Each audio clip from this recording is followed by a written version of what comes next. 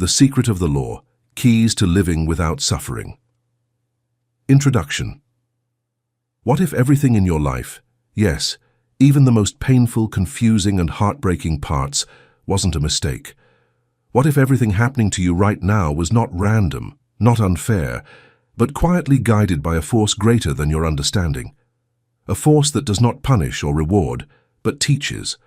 A law that is not written in books or enforced by men, but one that governs the order of life itself. Gerardo Schmedling once said, "Everything that works flows because it's within the law. Everything that doesn't work isn't difficult, it's impossible." At first it sounds absolute, maybe even cruel. But listen again, a little softer. There's love in that statement, there's clarity. Perhaps the problem is not life. Perhaps the problem is that we don't understand how life truly works. This audiobook is not another set of theories to add to your mental collection. It's a path, a quiet revolution of perception, a mirror to help you stop fighting what is happening and begin to understand it. It begins with a conversation, a disciple asking his master, "How do I know what's inside the law and what's outside of it?" The master, with a tender smile, replies, "Everything you need is within the law. Everything you want is outside of it." That single sentence is the seed of transformation. We spend our days chasing what we don't have.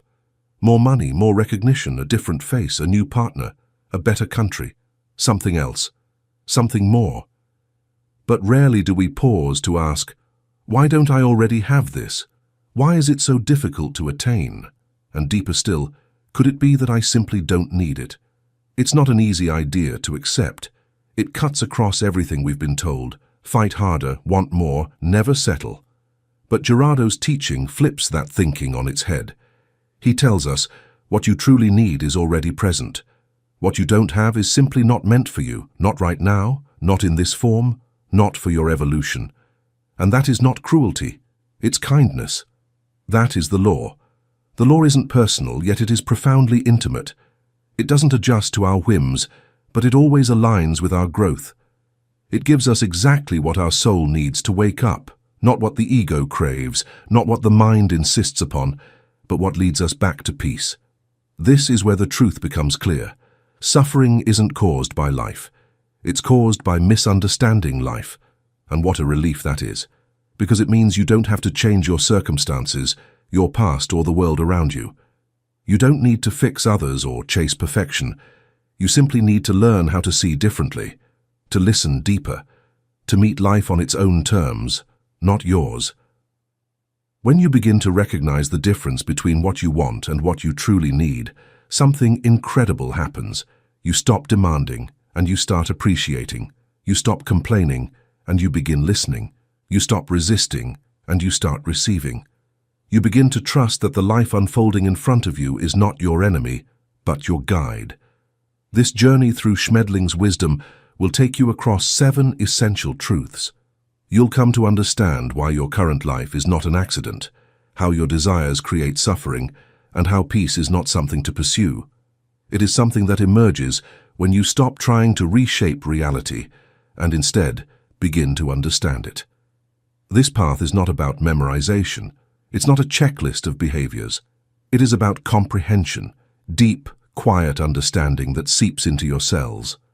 The kind of knowing that brings you back to yourself. Not a version of yourself shaped by fear, scarcity, or expectation, but the version that was always there beneath the noise. You may hear things that challenge you. You may feel discomfort, resistance, or even sadness. That's okay. That's part of the journey. Every moment of tension is an invitation to expand. Every moment of peace is a sign you are beginning to align. Let's be very clear.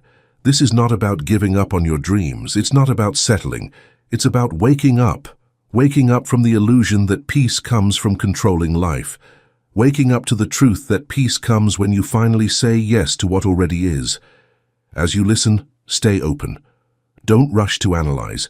Don't try to agree or disagree too quickly. Just let the words enter. Let them soften you. Let them touch the part of you that already knows. That part of you, the quiet one, the wise one, has been waiting for this. And if you take away only one thing, let it be this. Peace doesn't come when everything is perfect. Peace comes when you realize everything already is. Let's begin. Chapter 1. What you have is what you need. We're conditioned to believe that happiness lives just beyond the next goal. One more achievement, one more relationship, one more dollar, one more step. We're told that peace is something to chase. But what if that chase, the one we've normalized, the one that keeps us sprinting through life, is the very thing pulling us away from peace? What if the constant longing for something different isn't a sign of ambition, but a misunderstanding of how life actually works? The truth is, you already have everything you need. Not because the universe is withholding more, not because you've been forgotten or punished, but because what you have right now is exactly what your soul needs to grow. It's not accidental, it's not incomplete, it's exact. But we don't live like that, which is true. We look at our lives and count what's missing. We compare, we envy. We think peace will arrive when things change, when we finally get the love, the success, the freedom, and in doing so, we miss the richness of what's already here. We reject the moment. We escape the now. We suffer. You might hear that and resist it. You might say, "But I'm stuck in a job I hate," or "I'm dealing with an illness I didn't ask for," or "I'm lonely." And that resistance is valid. It's human. But here's another question worth asking. What if the things we fight the most are the ones carrying the deepest lessons? There's a man who hated his job in finance. Every day felt like a grind, like a betrayal of his passions. He dreamed of quitting, of doing something creative, but couldn't find the courage. Then one year, after a layoff, he was forced to sit with himself. He began writing to make sense of the chaos. One blog post led to another, and eventually, a new career opened. He later admitted the layoff was one of the best things that ever happened to him, though he couldn't see it at the time. Or the woman who went through a difficult divorce, convinced her life was unraveling. But in the months that followed, she began to reconnect with parts of herself she had abandoned. She found joy in solitude and strength in independence. And when new love came, it wasn't from desperation, it was from wholeness. You see, what you're given, your situation, your emotions, your relationships, is not random, it's a map. It's your personal curriculum. Whether it looks like joy or sorrow, support or struggle, it's here for you. What you have might be joy, or it might be grief. It might be connection, or the ache of loneliness. Each state and each phase is equally valuable. We tend to rank them, to assume one is better than the other. But the truth is, pain teaches just as much as peace, sometimes more. What you need today might be the very thing you once ran from. It's easy to embrace this truth when life is flowing, but when it gives you discomfort, disappointment, or loss, when it hands you something you never would have chosen, that's where the challenge lies. The ego says, "This isn't fair." But there's a quieter voice that whispers, "This is necessary." Because the law guiding life is not emotional. It doesn't judge you or punish you. It simply places before you the exact conditions you need to grow. Whether you see the gift or not is up to you. Pause for a moment and really look at your life, not just your bank account or your relationship status, but your inner world, your body, your breath, your people, your patterns. Ask yourself, what if this is exactly what I need right now? Not to be comfortable, but to evolve. That single question can transform everything. It turns frustration into awareness. It turns resistance into reverence. It helps you stop fighting life and start learning from it. You may feel like you've waited too long for change, but life doesn't move based on time. It moves based on readiness. The moment you fully understand the lesson in what you already have, space opens, and something new begins. Until then, life will lovingly repeat the same themes, not to punish you, but to support you. This is why gratitude is not just a virtue, it's a doorway. When you truly see the value in what you already have, you shift into alignment. And in that alignment, life flows again. There comes a quiet moment where you stop needing everything to be different.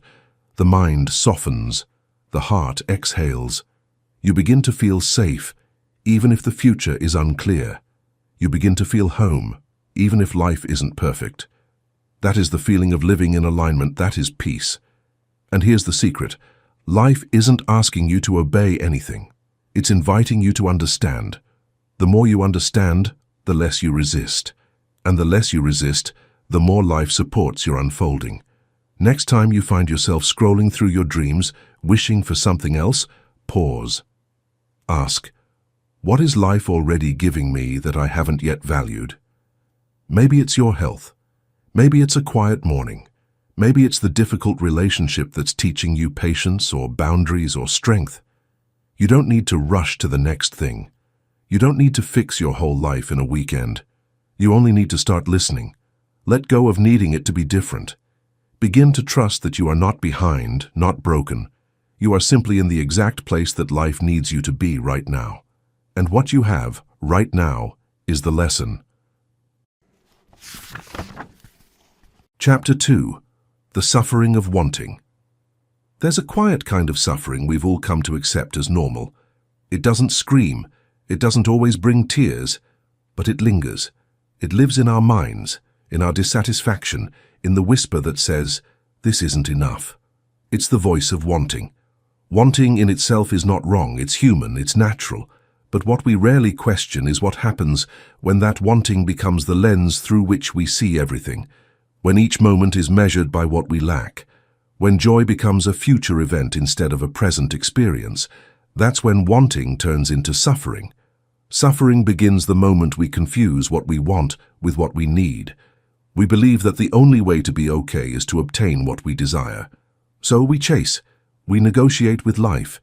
We try to mold our days, our relationships, and even our identities to match the image of our desires. But each time life doesn't deliver what we expected, pain arises.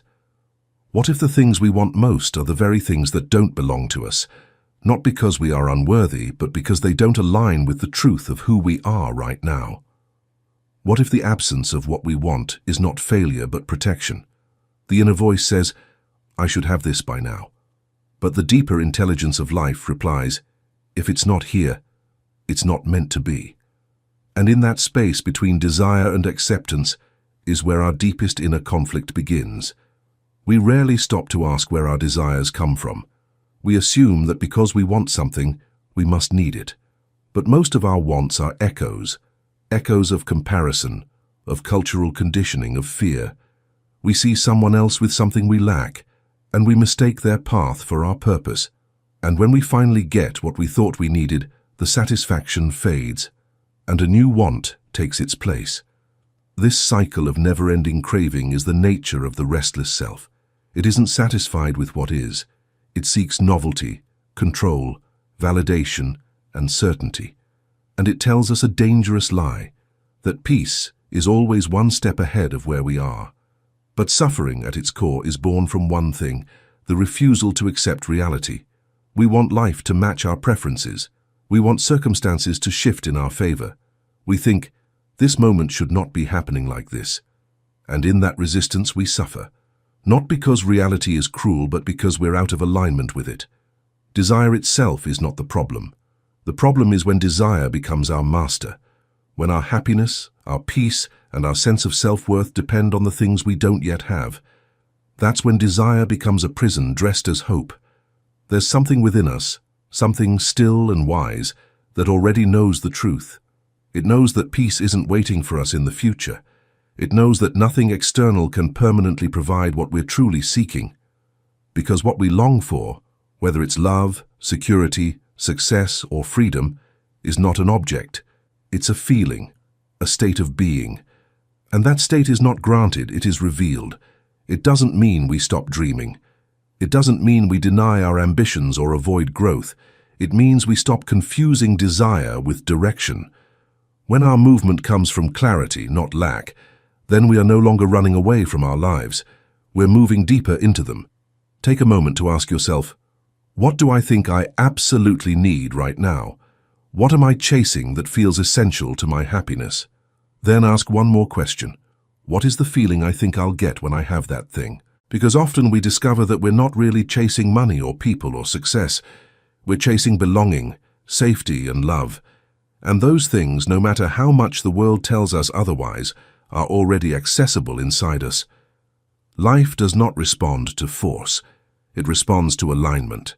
And until we recognize that what we truly need is already present, maybe not in the form we expected, but in the form that teaches, we remain trapped in cycles of wanting. Suffering, when looked at closely, is not a punishment. It's a signal, a teacher. It shows us where we are attached, where we are asleep, where we are still convinced that something outside of us holds the key to our peace. But the moment we stop trying to make life give us something and begin to receive what it's already offering, peace begins to rise. Not as a gift, but as a consequence of clarity. We begin to breathe differently. We ground into a truth that does not need to be proven. It simply is. This intelligence of life doesn't operate with rewards or punishments. It operates with precision. It offers exactly what we need to grow, no more, no less. Sometimes that means letting go of the things we wanted most, not because they were bad, but because they are not part of this moment, this lesson, this stage of who we are becoming. Letting go is not a weakness. Letting go is listening. So the next time you feel yourself grasping for something, pause. Don't shut down the desire. Don't shame yourself for it. Just observe. Ask it, what are you really trying to give me? And then let life respond. Not everything we want is meant to be ours, but everything meant for us is already here, in some form, in some lesson, in some invitations we haven't yet recognized. And when we stop trying to get more and start learning to receive what already is, the suffering of wanting slowly fades into the quiet peace of presence. Chapter 3. Understanding Universal Law. There is a structure beneath everything. Even in chaos there is a pattern. Even in pain there is order. Life does not move randomly. It is guided, not by superstition, not by chance, but by law. A law that isn't written in books or taught in schools. A law that isn't voted on or changed by opinion. A law that simply is. This law doesn't ask for your belief to operate. You don't have to agree with it for it to affect you. It functions whether or not you notice. And the moment you do notice, the moment you begin to observe its presence in your life, something extraordinary happens. Things begin to make sense. Universal law is not moral law. It's not about good or bad. It's not a system of rewards or punishments. It's a field of intelligence that governs how reality unfolds. Just like gravity doesn't care if you're aware of it, these laws don't need your approval. They only ask one thing, that you pay attention. Every time something in your life flows with ease, every time something aligns effortlessly, every time you feel peace without trying, that's the law in motion. And every time you hit a wall, when something refuses to work no matter how hard you push, it's not because life is against you. It's because you've stepped outside the rhythm of the law. We believe that we can control life if we put in more effort, think more clearly, and fight longer. However, force is not a response from the law. It reacts to reality. Doors open when you align with it. Everything slows down, breaks down, or gets heavy when you fight it. This isn't a penalty, it's criticism. One basic realization is necessary to comprehend the law. Life always reacts to itself in predictable ways. You get an orange tree if you sow an orange seed. You get strife if you sow enmity. Even if it takes time, peace blooms when it is sown. This isn't a theory. Verification is what this is. The law expresses itself through cause and effect, through resonance, through cycles, through mirrors. Whatever you put into the field of life, consciously or unconsciously, creates a ripple. That ripple returns, not to judge you, but to teach you, to show you what you're creating, to help you remember your part in this equation. And so, when something doesn't work in your life, don't ask what's wrong with life. Ask, what part of me is out of alignment with what's true? It's not always an easy question, but it's a liberating one, because it brings the power back to where it belongs. Not in control, but in understanding. You don't need to be perfect to be in alignment. You don't need to have everything figured out. But you do need to be honest. Be honest about what you're choosing. Be honest about what you're ignoring. Be honest about whether you're following your inner truth or fighting it. The law always shows you where you stand, not through theories, but through outcomes, through results. If a situation in your life feels draining, stuck, or toxic, it's a sign, not a verdict but a reflection. It's life saying, this does not flow with the deeper order. And when you start listening to those signs, when you stop trying to force life and instead begin to follow its rhythm, you move into a different space. You move into grace, into flow, into effortlessness, not because there are no challenges, but because you stop fighting reality. People often ask, but how do I know what the law wants? The answer is not in a book or someone else's advice. It's in your own experience. What works, works. What flows, flows. What brings deep peace, even amidst uncertainty, is alignment. And what consistently breaks down, or brings you out of your integrity, that is your signal. There is no formula, only awareness, only presence. The law speaks softly, it doesn't shout, but it always speaks. And the more you quiet your mind, the more you feel the subtle nudges, the inner yes, the inner no, the way your body contracts when something is wrong and relaxes when something is right. That's the language of alignment. Understanding the law doesn't mean you'll never face pain again. Pain is part of the path, but the nature of that pain changes. It stops feeling like punishment and starts feeling like purification, like a breaking down of what's false so that what is real can emerge. And slowly, you begin to trust. You trust that what is unfolding is for you. You trust that every delay has its place. You trust that when something leaves, it's not a mistake. It's space being made for something more aligned. Trust becomes your foundation, not because you have guarantees, but because you've seen the law work again and again in the quiet moments of clarity. You begin to realize that the law is not something outside of you. It lives inside you. It is the voice of your higher self. It is the intelligence of life guiding itself back into wholeness. It is the map you've always carried even when you forgot how to read it. You recognize that obeying the law is not about submission, it's about participation. It's about entering into cooperation with the rhythm of the universe rather than trying to dance against it. And the moment you do, your life stops feeling like a struggle and begins to feel like a song. And when you choose to honor that rhythm, not out of fear, but from reverence, life begins to honor you back, not with applause but with presence, not with control, but with flow, not with perfection, but with peace. Chapter 4. The Reality That Teaches. Reality is not just something we endure. It's not a neutral backdrop where life plays out at random. Reality is a teacher. It speaks. It instructs. And if we are quiet enough to listen, it reveals to us exactly what we need to see about ourselves. But we don't often listen. We resist. We complain. We label reality as good or bad, fair or unfair, according to what we think should be happening instead. We treat life like it owes us something, and when it fails to match our ideals, we react, not with curiosity but with frustration. Yet every situation that surrounds us is part of a greater intelligence. What happens in our environment, in our relationships, in our own bodies, it is not meaningless. It is not accidental. Everything that arises carries with it a lesson, a message, a mirror. But to learn from it, we must be willing to drop the question, why is this happening to me? And instead ask, what is this trying to show me? We assume that we are victims of external events. We say things like, I can't be at peace because of what's happening in the world, or I would be happy if they acted differently. But in saying this, we hand over our inner state to outer forces. We forget that life isn't here to accommodate our expectations, it's here to stretch them. Reality is the curriculum. You don't need to invent a spiritual path. You don't need to travel to a sacred place. Your life just as it is the classroom. And every interaction, every delay, every disappointment, every joy, every trigger, these are the teachers. When something disturbs you, that's the first signal. It means something inside you has not yet been integrated. Something has not yet been understood. Reality is never trying to hurt you. It's trying to reveal you, to help you see what you believe, what you fear, what you still hold on to that no longer serves your peace. You cannot heal what you refuse to face.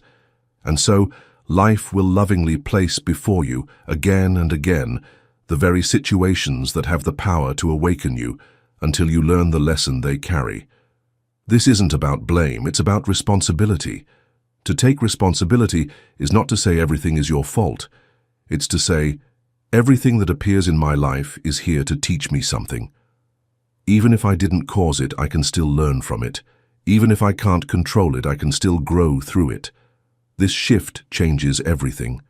Instead of feeling powerless in the face of reality, you begin to feel guided by it. Instead of resisting what is, you begin to lean into it with presence. You stop asking reality to change and start allowing it to reveal the parts of yourself you've forgotten to love, to examine, to accept. There's a quiet kind of wisdom that comes when you stop fighting life, when you stop arguing with what's happening and begin to let it teach you. This doesn't mean you become passive. It means you become wise. You stop reacting and start responding, with awareness, not impulse. Sometimes what's teaching you isn't dramatic. It's subtle, a delay in traffic, a cancelled appointment, an unexpected silence. Other times, it's loud, a breakup, a betrayal, a loss. But in both cases, the same principle applies. What's happening is happening for a reason. Not always a comfortable one, but always a purposeful one. The discomfort is not a sign that something's wrong. It's a sign that something's moving. Something is changing shape within you. And if you stay present through that process, if you remain open in the discomfort instead of closing down, you begin to see the deeper order underneath it all. There's no need to understand the lesson instantly. Life doesn't operate on our timelines. Sometimes the lesson only becomes clear months or years later. What matters is your willingness to ask the right question now. What am I being asked to see that I've never seen before? Your current reality, no matter how messy, how beautiful, how uncertain, is not a mistake. It's the exact arrangement of experiences designed to show you who you are and what you're ready to outgrow. You are not being tested. You are being shown the truth. And when you accept that your life is your teacher, you stop looking for something better and start looking deeper. Deeper into what is, deeper into yourself, deeper into the silent intelligence that orchestrates each moment for your growth. Some days you'll resist. That's okay. Some days you'll forget. That's okay too. But the more often you return to this simple awareness, that reality is here to teach, not to punish, the more gently you'll move through life. The more love you'll have for the process. You'll feel even in the middle of uncertainty. When you let life be your teacher, everything becomes meaningful. Nothing is wasted. And even the moments you once tried to escape become the very ones that awaken you.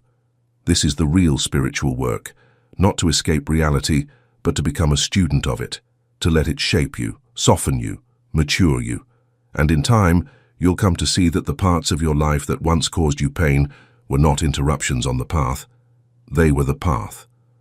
And all along, reality was not your enemy. It was your mirror, your mentor, and your silent guide back to yourself.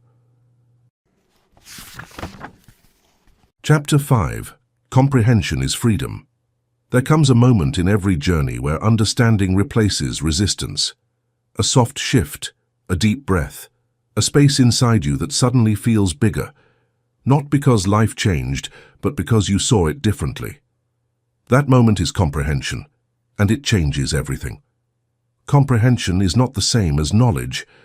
You can memorize ideas, repeat philosophies, and read every spiritual book on the shelf. But until a truth lives inside your bones, it is not yet yours. Knowledge lives in the mind. Comprehension lives in the soul. And this is what sets the journey apart. You're not here to collect answers. You're here to understand what those answers really mean for your life. True freedom doesn't come from figuring everything out. It comes from seeing things as they are, and finally understanding why they had to be that way. Many people suffer not because they are lost, but because they have not yet understood the laws that govern their experience. They believe that life should be fair, according to their preferences, that things should always make sense immediately, and that pain is a sign that something is wrong. But comprehension reveals a different truth. It tells us that life is not chaotic, it is precise. That suffering is not a failure, it is a message. That nothing happens without purpose, even if we don't see it yet. Every time you comprehend something deeply, a layer of suffering falls away. That's how healing happens, not by erasing the past, but by seeing it clearly, by understanding why it happened, what it taught you, and who it allowed you to become. Comprehension is the gateway to peace, and peace is not something that happens when your life becomes perfect. Peace is what happens when your understanding becomes deep enough to hold what's imperfect without trying to change it. But comprehension requires humility. It asks you to admit that maybe you've misunderstood, that maybe what you thought was punishment was actually precision. Maybe what you've been avoiding was the exact doorway you needed to walk through. And this is why pain has so much value, because it leads you to ask questions you never would have considered in comfort. Pain pulls you inward. It slows you down. It forces you to examine what's really going on beneath the surface of your reactions. It shows you what you truly believe, not what you say you believe. Most of us think we understand ourselves until life brings a challenge that cracks us open. In those moments, we're not being broken, we're being revealed, and what is revealed can finally be healed. You may have noticed by now that the same themes repeat in your life. Similar conflicts, familiar disappointments, the same emotional patterns dare raised in new circumstances. This isn't a coincidence, it's curriculum. Life repeats what you haven't yet understood, not to punish you, but to help you complete the lesson. And once you see the pattern clearly, once the message finally lands, everything shifts. You no longer need the repetition. You don't need to suffer your way to wisdom. The law doesn't require you to struggle. It only requires you to understand. When comprehension arrives, it feels like clarity, like space, like stillness. You stop needing others to change in order for you to feel peace. You stop blaming life for your discomfort. You stop bargaining with reality. Instead, you begin to walk with it, to flow with it. You find freedom not in changing the world, but in changing how you see the world. This kind of freedom is subtle. It doesn't always look dramatic from the outside. But inside, it changes the shape of everything. You begin to feel more centered, less reactive, more loving. Not because you're trying to be, but because understanding dissolves the fear that once made you defensive. And that is why comprehension is not just a spiritual idea. It is the path itself. It's the difference between surviving and evolving, between enduring life and being transformed by it. The most beautiful thing about comprehension is that it's never too late. You can go back and reinterpret your entire life through new eyes. You can revisit old wounds with deeper compassion. You can find meaning in what once felt meaningless, and in doing so, you rewrite the narrative, not to change what happened, but to reclaim your relationship with it. This is what frees you from the past, not forgetting, but understanding, not escaping, but integrating. Some lessons come quickly, others unfold over years, but every insight, every realization, every moment of clarity adds a new thread to the tapestry of who you are. Comprehension is never wasted. It builds, it strengthens, it anchors you in something deeper than circumstance. You stop asking life to get easier, and you start asking yourself to get wiser. You stop praying for things to change, and you start inviting yourself to see them differently. You stop searching for escape, and you begin to embrace what is, knowing it came to liberate you. Perhaps the most surprising thing of all is that comprehension brings joy, not surface joy, but soul-deep joy. The kind of joy that can exist even in grief, even in chaos, even in endings. Because when you understand that everything belongs, you don't need life to be perfect to be at peace. You just need to understand enough to stop resisting. This is freedom, not the absence of struggle, but the presence of understanding. Chapter 6. All is within the law. There is a profound peace that begins to grow the moment you understand this truth. Nothing is outside the law, not your mistakes, not your heartbreak, not the timing of your life, not the things that arrived, not the things that didn't. All of it, every last detail, is within the law. This law is not a system of reward and punishment. It is not a doctrine of right and wrong. It is the silent order that governs reality. It doesn't operate by opinion. It doesn't shift to suit personal preference, and yet it is always working in your favor, not to give you what you want, but to give you what will help you grow. When something happens, it is not an accident. When something falls apart, it is not a glitch. When something refuses to manifest, it is not rejection. These things, painful as they may feel, are not failures. They are alignments. They are the law at work. You might ask, but what about injustice? What about loss? And the law replies, not with justification, but with invitation. Invitation to see deeper, to realize that just because something is difficult does not mean it is meaningless. Just because something feels unfair does not mean it is outside of order. The law is not interested in pleasing your ego. It's here for the evolution of your soul. And when you truly begin to see this, when you stop dividing life into what should and shouldn't be happening, you enter a different kind of relationship with reality. You stop resisting it. You stop demanding that life look a certain way in order for you to be okay. You begin instead to listen. When you understand that everything is within the law, you stop feeling like life is attacking you. You stop asking, why me? And begin asking, what for? Not as an escape, but as a sacred inquiry, a way of discovering the wisdom embedded in the unfolding of your life. There is no circumstance too chaotic, no experience too painful, no person too misguided to exist outside the law. Even confusion has a role. Even failure is a teacher. Even silence is a message. Everything that is belongs. This understanding doesn't erase your emotions. It makes space for them. You can still grieve, still feel loss, still desire change. But your relationship with those feelings changes. They are no longer enemies, they are part of the process. When something doesn't work, it isn't because life is broken. It's because it doesn't belong to your path, not in that form, not in that time, not in that way. And that's not something to mourn, it's something to trust. Because every no that life gives is a yes to something more aligned, and every delay is a preparation, and every detour is a redirection towards something you could not yet see. Let's take a real-life example. Imagine a woman who spent years trying to conceive. She and her partner did everything, treatments, specialists, rituals, and each time the answer was no. The grief was deep. It felt senseless. It felt like the universe had closed its doors.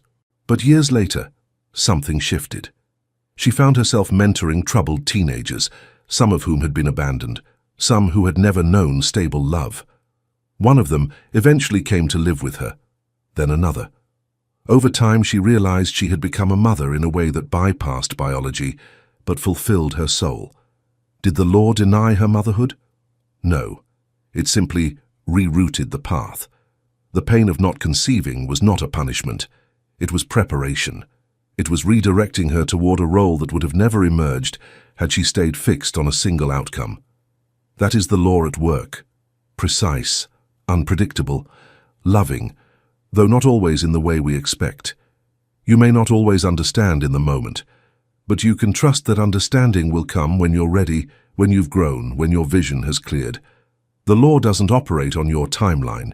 It operates on the rhythm of wholeness, of exactness, of intelligence beyond comprehension. Think of all the things that didn't go your way, and now looking back, you're grateful they didn't. Think of the pain that revealed your strength, the closed door that protected you, the loss that woke you up. This is not hindsight. This is the law made visible. And when you begin to recognize the perfection in what once felt like failure, you start to walk through life differently, with less resistance, with more reverence, with a quiet kind of faith. Not the faith that everything will go your way, but that everything will serve your way home. You start to see that even your own resistance, even your forgetfulness, even the parts of you that doubted the process, yes, even those, were within the law. Because the law isn't here to punish you for misunderstanding. It's here to keep guiding you back to understanding. This is what makes the law so beautiful. It never stops working even when you do. It never gives up on you. It doesn't abandon you when you get lost. It simply waits, patiently, holding the path until you're ready to return. And when you finally stop fighting and start listening, when you start walking with life instead of against it, you'll feel something shift inside, a relaxation, a softness, a remembrance, not of something new, but of something you always knew deep down, that everything is already being taken care of. You were never outside the law. You are only outside your awareness of it. So let yourself return. Let yourself trust. Let yourself stop arguing with reality and start learning from it. Let yourself drop the exhausting effort to control everything and open to the deeper invitation, to align. Because when you stop asking the law to obey your will and start asking yourself to follow its wisdom, you'll find something you've been chasing all along. Peace. Not the peace that comes from a perfect life, but the peace that comes from seeing that life is already perfect in its purpose, that even the chaos has order, that even your doubts are part of the unfolding, that everything, truly everything, is within the law. Chapter 7. Peace is the sign of alignment. There is a signal that tells you when you are aligned. It isn't exciting. It isn't external success. It isn't the absence of challenges. The signal is peace, quiet, steady, unshakable peace. Peace is not the result of controlling your life. It is the result of understanding it, of flowing with it, of no longer needing things to be different in order for you to feel okay. When peace is present, not as a fleeting mood, but as a foundation, it means you are within the law. You are where you need to be, doing what your soul came here to do. It is tempting to measure life by what we accomplish, to believe that the more we gain, the more aligned we are. But alignment isn't visible on the outside. You could be in a storm and still be aligned. You could be letting go of everything you once thought you needed and still be walking in perfect rhythm with life. Peace does not mean life stops challenging you. It means life no longer destabilizes you. You begin to feel grounded, even when you're unsure. You begin to trust, even when you don't have guarantees. Because peace isn't something life gives you. It's something that emerges when you stop resisting what life is offering. We often think of peace as something we must work toward, something we earn once we fix everything. But the truth is, peace is already here, always. It's just buried beneath the noise, beneath our demands, beneath our beliefs that something is wrong with this moment. Peace is what's left when you stop trying to escape. Think of how much energy we spend avoiding what is, resisting the moment. I wish people were different, wanting life to hurry up or slow down or take a different path. Every time we do this, we step out of alignment, and every time we come back to presence, back to acceptance, back to trust, we feel peace return. Peace is not passive, it is powerful. It doesn't mean you stop growing. It means you stop forcing. You stop acting from fear. You stop living from the tight grip of control. Instead, you respond. You listen. You follow the current rather than trying to swim upstream. When peace becomes your compass, you begin to make different choices. You let go of arguments that don't need to happen. You walk away from what drains your spirit. You no longer chase what doesn't resonate.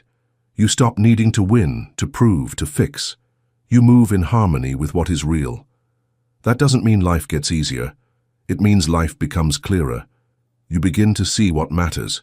You begin to feel what supports you. And you begin to trust that when something no longer brings peace, it's life gently guiding you in a new direction. There are moments when peace surprises you. It appears in the middle of grief. It shows up when you say no for the first time. It lingers after a difficult goodbye.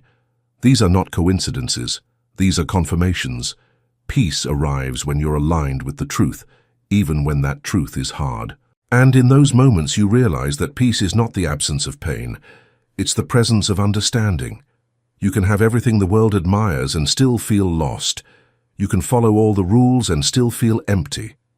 But the moment you come back into alignment, the moment your actions and values match, the moment your heart is fully present, peace floods in. You may have had glimpses of it. A quiet morning where everything felt still. A conversation where you were fully heard. A choice that felt scary but somehow right. These are reminders, invitations. They're showing you what it feels like when you're in the flow. The goal is not to chase peace, but to clear what's in the way of it. To question the beliefs that say you must suffer to grow. To soften the parts of you that believe chaos is normal. To remember that peace is not a reward. It's your natural state when you're no longer arguing with life. Even your discomfort can serve peace if you let it guide you, not harden you. Peace doesn't mean ignoring the world's pain. It means you engage with it without becoming it. You offer presence without losing yourself. You hold space for change without carrying the weight of it all. Peace allows you to act, not react, to express, not suppress, to love, not to control, to feel deeply without drowning. It is not fragile, it is not shallow, it is rooted in clarity. And when peace becomes your default, your relationships change, your decisions change, your energy shifts. You begin to attract what resonates with your frequency, not because you forced it, but because you aligned with it. This is the final invitation. Let peace be your teacher. Let it be your compass. Let it be your confirmation that you are within the law. When you no longer need life to match your plans in order to be okay, when you can sit inside the unknown and still feel grounded, when your inner world is calm even if the outer world is loud, you'll know you are home. Let peace become your evidence. Let it show you where to go. Let it guide you, not as an escape from life, but as a deep, luminous embrace of life. Let it rise within you as the voice that says, you are exactly where you are meant to be. And when the world no longer steals your peace, you'll know you've found the path. Conclusion. This journey was never about learning something new. It was about remembering something ancient, something already alive within you, a deeper intelligence, a quieter wisdom, a law that has always been guiding you, even in the moments you forgot how to listen. You've walked through the roots of understanding. You've heard that what you have is what you need.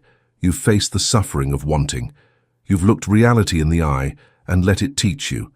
You've seen that comprehension dissolves confusion, that everything is within the law, and that peace is your most honest compass. Now you return to your life, but you return differently, not with answers, but with deeper questions, not with more control, but with more clarity, not with fixed outcomes, but with an open heart.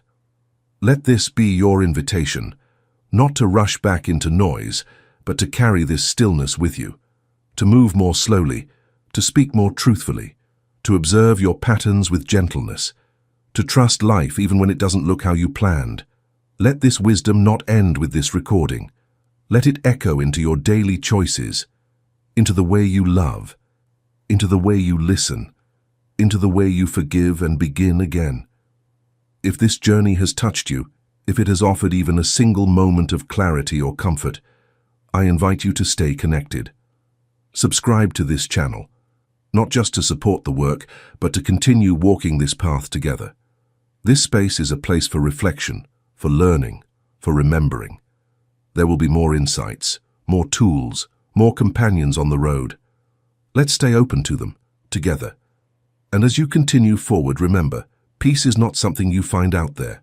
Peace is what you uncover when you stop trying to be anywhere else but here. You are not behind, you are not broken, you are already on the path, and the path is within the law.